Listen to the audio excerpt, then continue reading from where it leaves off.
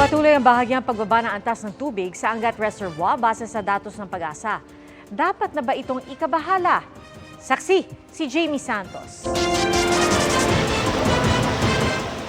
Pagkatapos ng sunod-sunod na bagyo, umalik naman ang mala-summer na init. Sa paligid nga ng watershed ng Angat Dam, walang naitatalang ulan ayon sa Hydrometeorology Division ng Pag-asa. Kaya bahagyang bumaba ang water level sa Angat Reservoir. Nasa 198.08 meters ito ngayong araw, mula sa 198.42 meters noong linggo. So kung wala rin pong magre-replenish naman nung tubig sa atin pong mga watershed, so definitely meron po talaga tayong marirecord ng pagbaba. Pero hindi raw dapat mabahala. Aniya, malaki na ang improvement ng mga dam pagdating sa elevation dahil sa mga nagdaang bagyo. Sa Angat Reservoir halimbawa, hanggang 15 meters ang itinaas ng level ng tubig. Mas mataas na rin daw ang tinatawag na rule curve elevation o ang taas ng tubig na kailangan mapanatili ng mga dam para magawa ang intended function nito, kung ito man ay para sa kuryente, irigasyon o inuming tubig.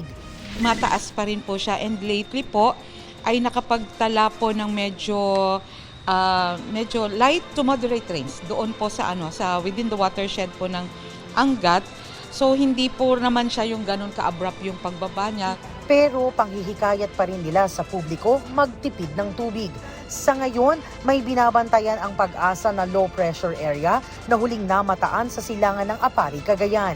Inaasahang makatutulong daw ito sa pagpapataas ng tubig sa mga dam.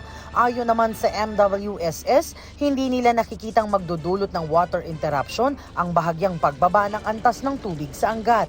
May sapat na tubig naman daw mula sa Ipo at Lamesa Reservoir. Para sa GMA Integrated News, ako si Jamie Santos, ang inyong saksi.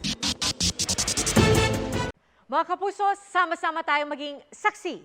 Mag-subscribe sa GMA Integrated News sa YouTube. Para sa mga kapuso abroad, samahan niyo kami sa GMA Pinoy TV at sa www.gmanews.tv.